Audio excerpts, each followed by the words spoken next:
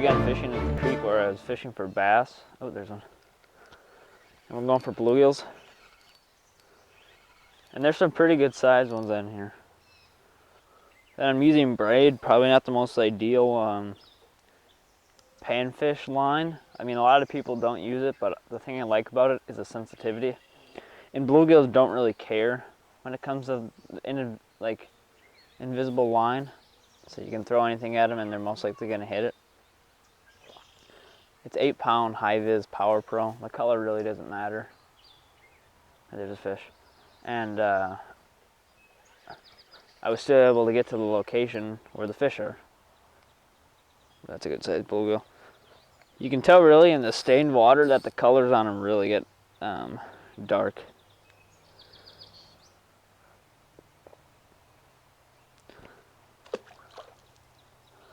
And that fish didn't inhale my jig. So I'm setting it about 14 inches above the floater jig so it has movement in the current. And you can use this technique if you're fishing in the lakes or rivers or creeks like I'm in today. In the setup I'm using today, I'm using a floater jig, one of the Northland ones. It has more of a long profile, but the thing I like about using it is they don't sit there and just swallow the jig until they digest it. So it's better for the fish, and it's also a really good technique. Oh, there's a good bite.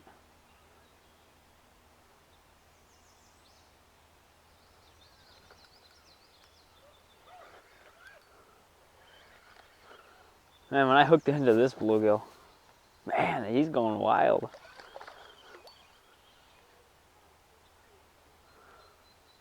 Man, there's a ton of them. They're just brushing over my jig.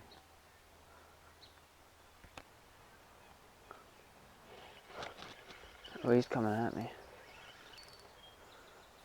Oh man, this one's fighting. Oh my goodness.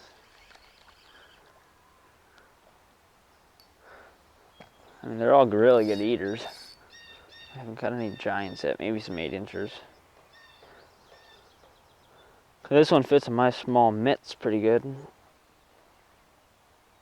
Not a bad little bluegill.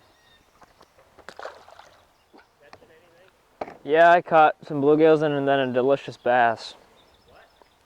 Bluegills and a bass. A delicious bass? Yeah. What is it? I threw him back. Yeah, that stick right there will screw you. Yeah, and there's one right in the middle underwater.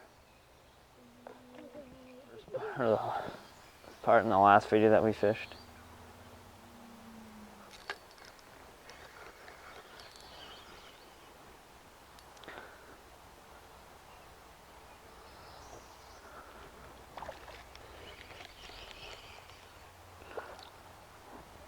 That was fast.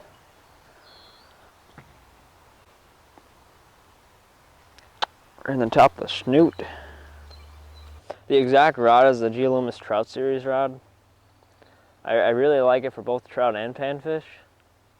Because this is the fast action. And because I don't like them too whippy. I like them to the point where I can both go for bluegills and panfish without having a super whippy rod because I like the control. So how I'm getting them to bite, it's real simple. I cast out there, then I'll pull my line until I feel the tension of the weight, then I'll slowly drag it. And then I'll stop it. If I don't feel the typical bluegill bite, or any bite at all, I'll just keep moving it.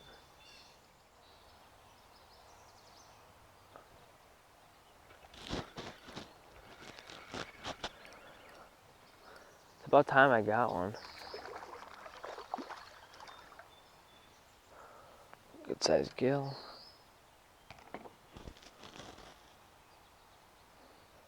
They're all really healthy fish, because you know how most fish, well not all of them, but bluegills will get that ick on them. Hardly any of these have them. They're real good looking fish.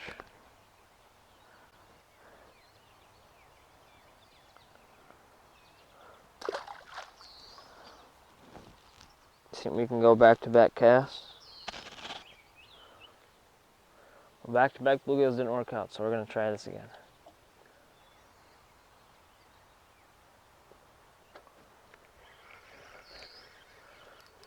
Okay, there's one. This one's really small, but we're gonna try to get one back-to-back cast. There's one.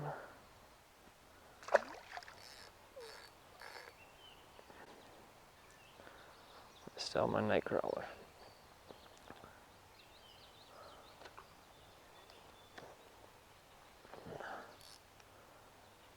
So there's one. There's another back-to-back bluegills.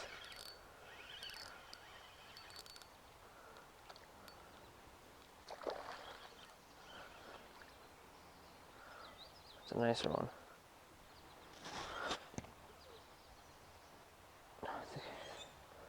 Now who thinks we can go for another bluegill and another cast?